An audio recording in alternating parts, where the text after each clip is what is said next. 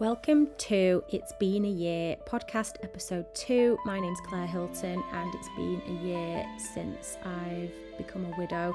My husband passed away suddenly and this is my story. Episode 2 will cover the days after the day that I found out my husband had passed away. So the days after there and taking him to the hospital, seeing him again, and the decisions on running up to the funeral. So thank you for joining me in episode 2, and yeah, thanks for coming on this journey. Hi, my name's Claire. I was widowed a year ago at the age of 41. She was 5 then, now she's 6. Now it's just me and her. This is our story, this is our journey, and this is episode 2 of my podcast. It's been a year, and I don't know how else to go about it. It's going to be just the reality of death, which, all right, yeah, I've had a Prosecco, I'm going to say is going to happen to us all. I was one of the first to get married out of my friends. I'm the first now to have gone through the loss of a spouse. It's heartbreaking. I know that my friends' family are going to go through that in the future. I mean, being the first to have done this, to have gone here is... I can only think that it's happened to me because I'm potentially strong enough to help others to somehow get through it without falling to absolute pieces. And I have fallen to absolute pieces, of course. I've picked myself up off the floor more times than you can ever imagine. I mean, even last week, the year anniversary was just a few days ago, and I just sit here on this couch right here in this space, the couch we used to sit on together. And sometimes I'll just, cry. I don't mind admitting that. Of course I cry. I'm so sad. My heart's broken. I'm sad for him, because he could have lived, to 80 odd. In which case he only had half of his life, even though we say he lived the life of 2 people, 3 people even. He was so busy all the time. My heart breaks for me because I made vows and married someone till death do us part. That happened way before it was meant to. Way before it's meant to, We wanted to retire together and go through life together. We just got into our 40s. It was settling down, we had our baby, our family, our life. 40s was meant to be the comfortable stage. My heart breaks from our daughter. She does have a dad. She'll always have her dada. She's just not here to kiss and cuddle her, is what I say. I remember about 4 months after he passed, and one of my favourite movies, a chick flick, Father of the Bride. It came on TV, and I thought, wow, I can't handle this. There's a lot of TV shows, movies, and music that I can't handle. And when you watch, I've watched a lot of movies sat here on my own at night. When she goes to bed, it's just me. Me and this little guy, this Prosecco. Cheers. And maybe it's what makes them great movies, but there's a lot of death. Some of the best movies, there's always the main character have lost someone, or a lot of them are about widows, people who've lost a husband or wife or a child. And it's how they're getting through it, how they're getting through life and their journey. Charlotte, go to bed, please. Okay. Thank you, sweetie. Thank you. And music as well, like, I know, actually, this will timeline it, but if you follow me, I've been playing the song Chiquitita by ABBA, which honestly I just thought was like a karaoke thing, or, you know, ABBA. But just listen to the words, listen to those words. You know, it's about grieving, it's about having the sun still shining in the sky, and, you know, one day you're going to sing again like you did before. I can't see that right now. It's hard to see that. I'm sure I'll get there. I'm a pretty positive person in general. But sometimes it's real hard to see that. It's, you know, going to be really, truly happy again. I don't know if I will. I think something like this happens to you, it's just so tragic. And it stays with you. It's something that's happened to me that's going to be with me now forever. And I have to learn to live with that. I have to carry that forward with me. You know, I've read, sometimes I think, you know, I had friends at this point now divorced, and, you know, they've had to look after the kids on their own for a while and whatnot, and that's awful in its own way. But this heartbreak is so permanent. It's so permanent. That, you know, it's something we're going to carry forward. I have to, and even for my daughter, I have to look at videos. I don't have to, or want to look at videos of him, because it keeps him here. And do you know what it does as well? Like, photos, looking back over the years, you know, we had the best life. We really did live. We really did. He really was my best mate, and we got on so well. And if you knew him, you knew how utterly amazing he was. And so you know how utterly heartbreaking it is to lose him. Not just because he was my immediate family, but the people who knew him. You know how much of a difference he actually made on this planet. And, you know, if you're ever gonna go, you want to know that, you know, what difference did you make to people? Were you kind? You know, did you help people? Were you inspirational? What legacy do you want to leave? And my God, he left a huge legacy. I mean, you know, he's got buildings named after him, rooms, and it's really hard for me to see that kind of stuff, I'll be honest. It's really hard, because I don't want to see his name on a wall. I want to see him. I want him to be back in this house with his family, planning holidays and, you know, everything. You know, but God, it's like I say, it's just so permanent. There's no going back. I have to deal with it. There's no, I want a hug from my husband. There's no, what do you think we should do with the house? Where we're going to send her to school? God, you know, it's tough. It's tough. I'll be okay. I'm okay. I can do it. I can do it. I don't need anyone. I don't need any help.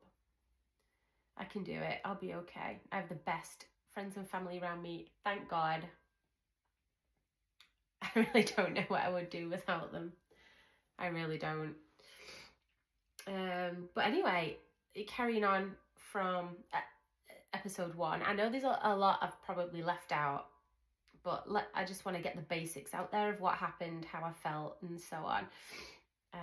And everyone out, there's other people who have their stories as well that intertwine completely with mine, but with brain fog and shock and everything. I'm hoping, you know, over the time of this podcast, I can get those people in to tell their side of the story, how they found out, what happened, what decisions they made around that time. We'll get to that as well, but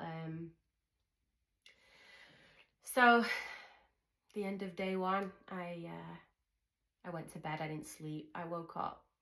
I got up at 5 o'clock. in the morning around then. I went downstairs. My dad was having a cup of tea. I think he made me one. I tried to drink it. I just wanted to go home. On his talk in my head, I thought, okay, he passed away on our bed. What does the body do like when that happens? He was ill. Was there going to be like, you know, was the bed going to be a mess of like body fluids, sweats, like vomit? Like what was it going to look like? I had no idea. Also, something you should know about me is I listen to a lot of crime podcasts. so I, you know, I get these images in my head.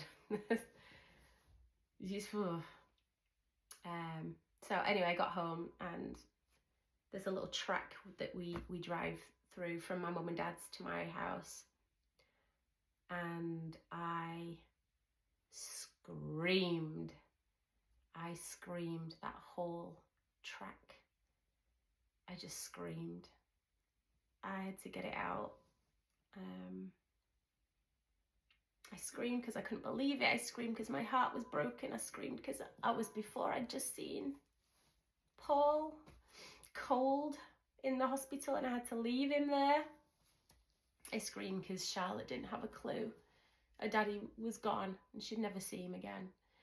And he would never be able to teach her the things he was going to teach her and show her the things dads show their kids. And, you know, walk her down the aisle, which is actually, I digressed earlier from Father of the Bride, but she came into me later on. She must have watched a bit of it. And she said, "Mummy, who's going to walk me down the aisle?" I said, "Darling, I'm going to walk you down the aisle. I am going to walk you down the aisle. Don't you worry about that." Yeah, I've had so many moments like that. Ugh. Breaks your heart all over again. Sometimes I wonder how I'm still going, honestly. Somehow I am. Anyway, I screamed the whole track and the way home. It's 5:30 in the morning. There's no one about. I could scream as loud as I wanted, and I needed to. I got home. I didn't want to go in the house, but I did. I did at the same time. I didn't know what I was going to come into. Anyway, I opened the door. It was my house. It was just my house. Like I would come into it any other day. I came upstairs and I needed to go into the bedroom. I came in and, you know, the covers were just how the covers would be with someone getting out of bed, say. And there was nothing weird. There was no, you know, weird scene or anything like that. I took the bed covers off, washed them, put them in the wash. I don't remember what else I did, honestly. I probably grabbed hold of some of his clothes and smelled them and picked up his phone, gathered his things together, cried. I don't remember. There's a lot of brain fog around that time, obviously, and I don't really remember what happened the rest of that day. I just know I was home. I knew my life had changed. I didn't know if I'd have to sell the house, sell our things. I mean, I had all these things. There was just so much. I just had to pick up his side of life. You know, I was still meant to be away.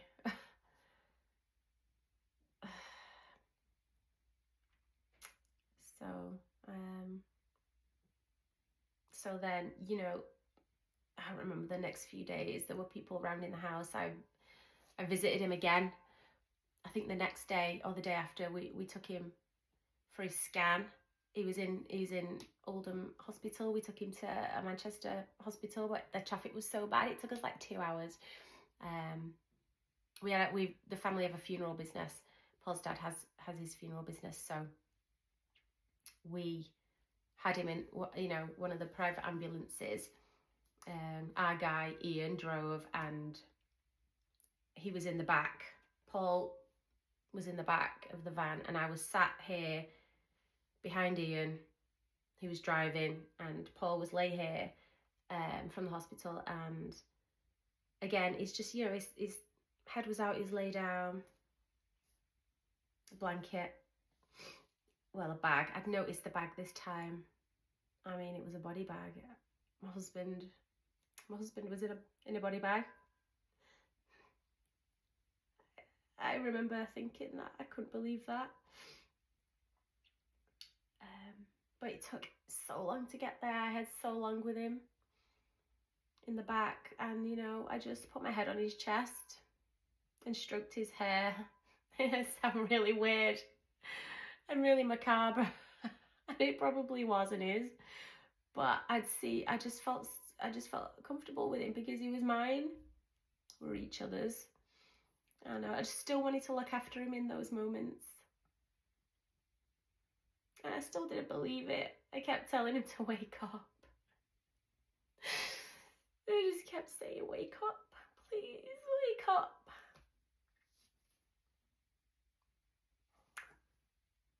He didn't.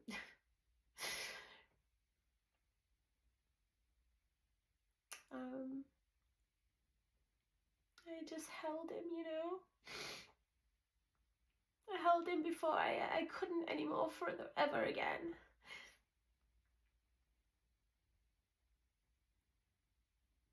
And he was still cold, not as cold as he was later on somehow, but he was still, you know, he just wasn't, he wasn't warm anymore. I think I talked to him, you know. I don't know what I said. I don't know. I just couldn't believe it. Anyway, we got to the hospital, and he went in. I went and sat in the car with Yvonne, his mum, whilst he was in there. And then he came out, got back in the ambulance, and I got back in there with him all the way back until I had to leave him again. It was just so hard. I didn't want to leave him at all. But he had the scan, and it came back that nothing out of the ordinary. Nothing out of the ordinary.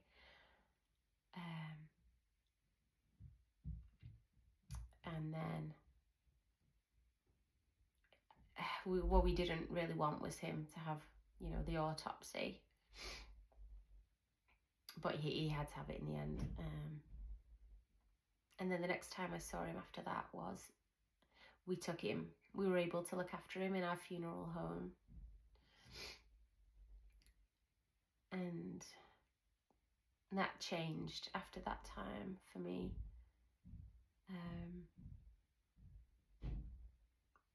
I came in to see him, and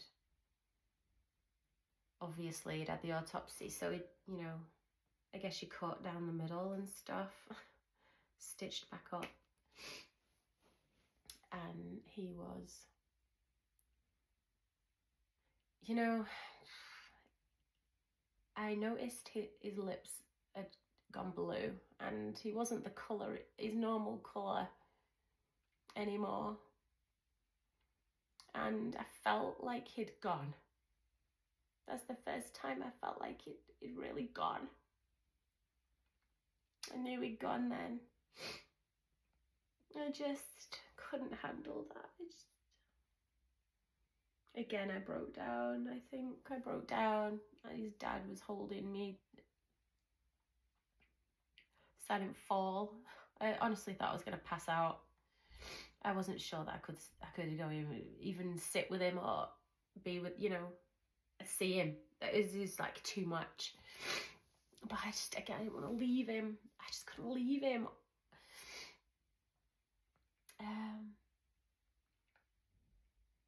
and I was scared. I felt scared. I didn't before really so much, but then I felt scared. But I still sat with him, and he, at this point, I'm so sorry if it's too much information or whatever, but he was just, before he was cold before when I'd seen him, but this time he was just like stiff, cold, you know, just like hard, like it just wasn't him.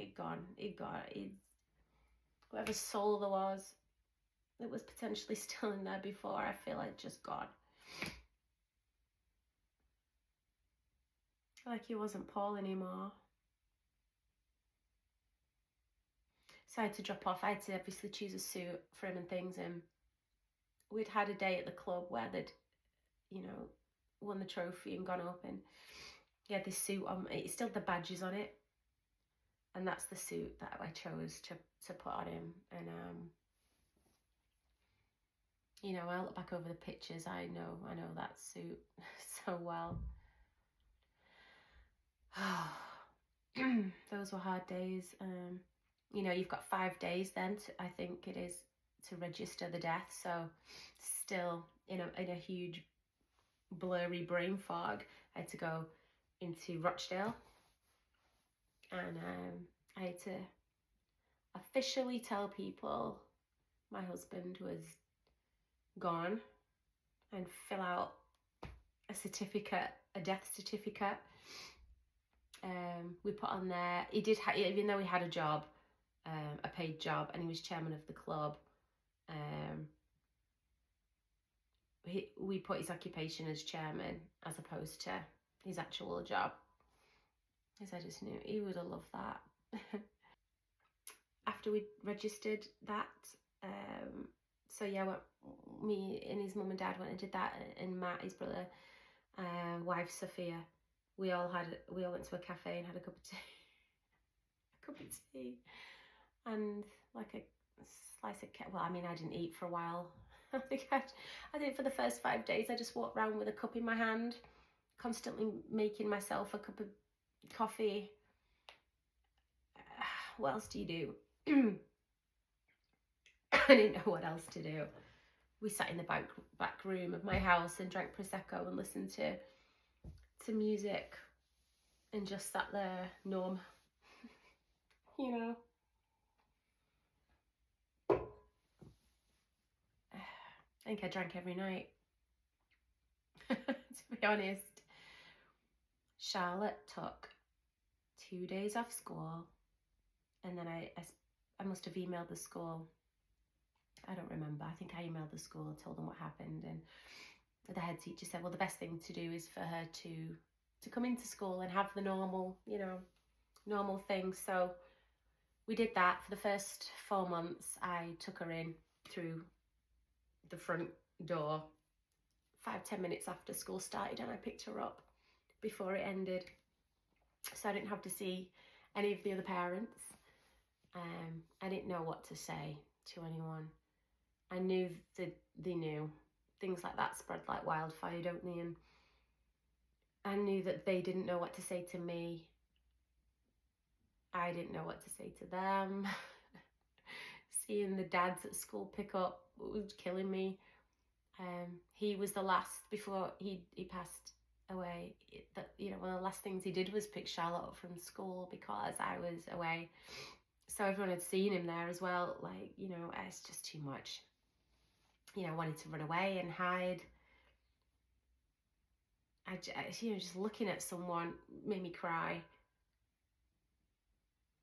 So I did that, and in the meantime got hold of a charity the club are close to called Once Upon a Smile, that helps children, children deal with the, you know, death of a parent. They'd actually spoken to the school to make sure they had things in place in case Charlotte needed some space or time, you know. But I don't think she did, you know. She just kind of cracked on with it, and she always has. She's been amazing. I'm going to try and keep these episodes to about half an hour. So it's 25 minutes. There's a lot to unpack. You know, the funeral. Imagine planning your husband or wife's funeral. I just can't leave that with you, because that's not something you should do yet. But you can do it, you know, if I can do it. Anyway, Charlotte went to school. I have no idea what I did in those next few weeks. I honestly couldn't tell you. I don't remember. I remember we'd gone up to the club, to Ratcliffe FC, where he was chairman. There was flowers around, and I went and collected his things. I was conscious that I had to go and get all these things and just gather them home where they belonged.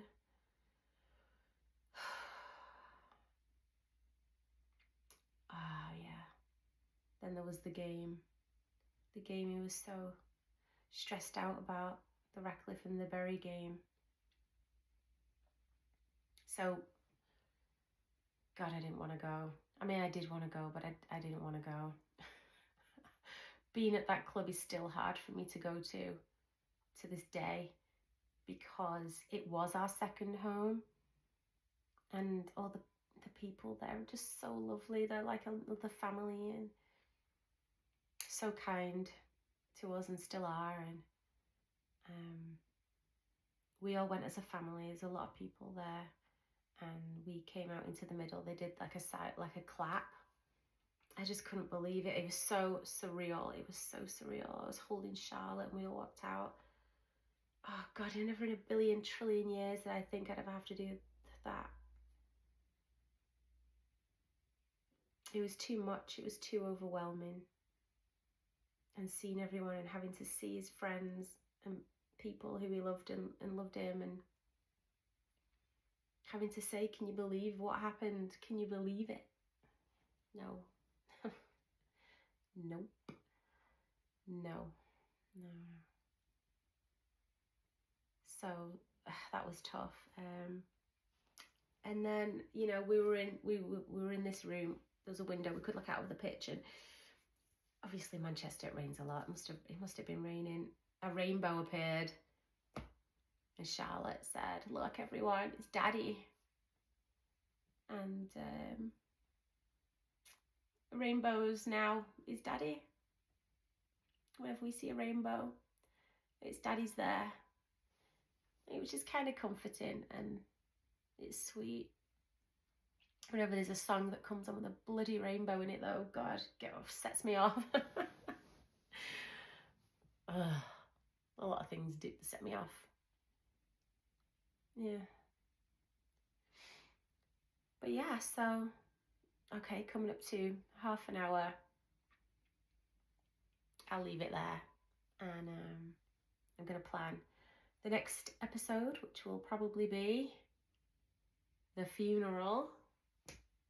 I remember when I first started working at the funeral business with Paul's dad, and I'm quite a chirpy person, and I came in, I'd been in sales before as well, so I was like, right guys, yeah, you know, we're going to get this business going. I'm going to do the headstones. I organised the headstones. I had that department, and I was like, you know, there's fun in funerals, which there is, but there isn't, but there is technically. Sorry, if you know me, you know this is how weird I am. I'm a weird person. I have no idea why I'm telling this story, honestly. I'm sure there was a point. Probably a point. But anyway, I'm just happy I've got through episode 2.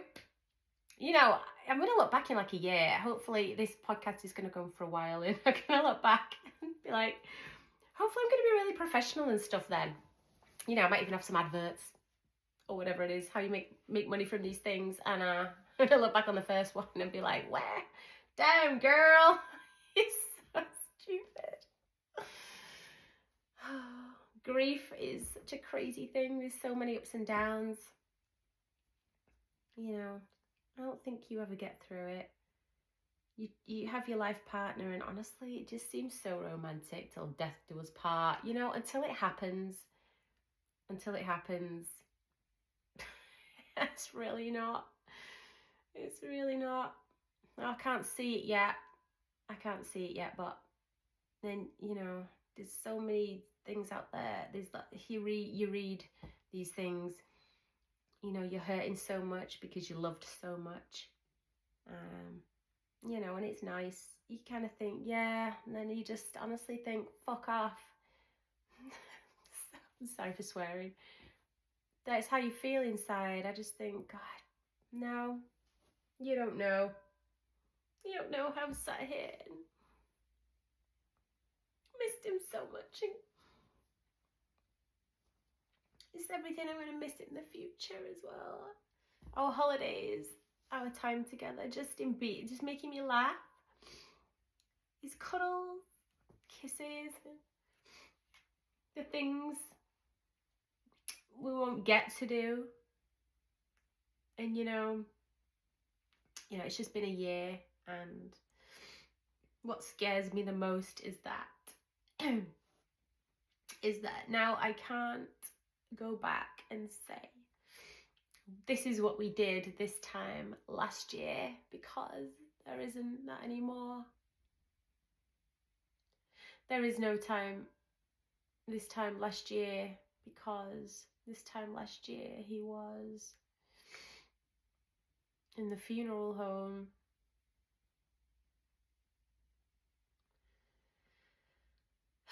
waiting for me to choose a date to gather all his friends and family together, you know, to bury him.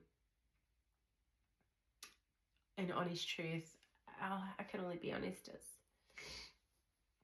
as where he was. You know, 2 weeks ago, I could say, oh, this time last year we were at a football game, or we were on towers, we were doing this. I've got a photo. I can go back and I've got a photo, but I don't have that anymore. The first year is hard. All the years of, you know, all the firsts, Christmas, birthdays, anniversaries, it's been hard. It's made me physically ill, literally ill, like pain. I've been in pain. I've been to the doctors, I've been in pain. But now I don't even have that to hold on to anymore. So yeah, let's end on this emotional note. And I want to say thanks for watching, I guess, and listening to the story. You know, maybe one day you'll go through it. Maybe you have been through it. Maybe you've been through it with not a husband or a wife, but a parent. Hopefully not a child. I don't know. Whoever. Well, I'll get better at this, but I'm just telling my story right now, and yeah, we'll get Charlotte in to do her like and subscribe, even though who wants to like and subscribe to something this depressing? But there we are. Thanks, guys. I'll see you in episode 3. Maybe I'll be in a different chair. Who knows? Oh, also, I'm looking at myself now because I know it's going on YouTube, but it's also on a podcast. And whenever I talk about visual things you can't see, I'll get there with that. Just ignore it. I'm on a blue couch in case you can't see it. You're not on YouTube. And before that was on a tartan sort of brown chair. Either way, I'm still drinking Prosecco. So cheers to life. Be happy. And I thought of a tagline as well from the last one, which I'm going to try and use. And it's nothing major, but I wrote it down. Go and hug the ones you love most. Just go and do it right now. Just call them, ring them and hug them, because, you know, I can't do that anymore. And God, it hurts. It really does. It hurts as much as you think it does. Yeah. So go and do it. Just gather them up all together. Give them a big hug. Go on a date night. take videos. Take videos because when they're not there anymore, you want to just see them move. You want to see them being alive. Paul hated pictures. He hated photos. He hated videos. And all the videos I've got, I start on him and then sort of move off into the distance or whatever. And I hate myself for not just staying on him that little bit longer.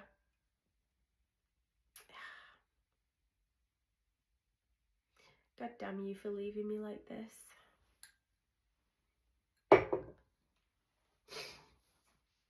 Okay. Thanks, guys.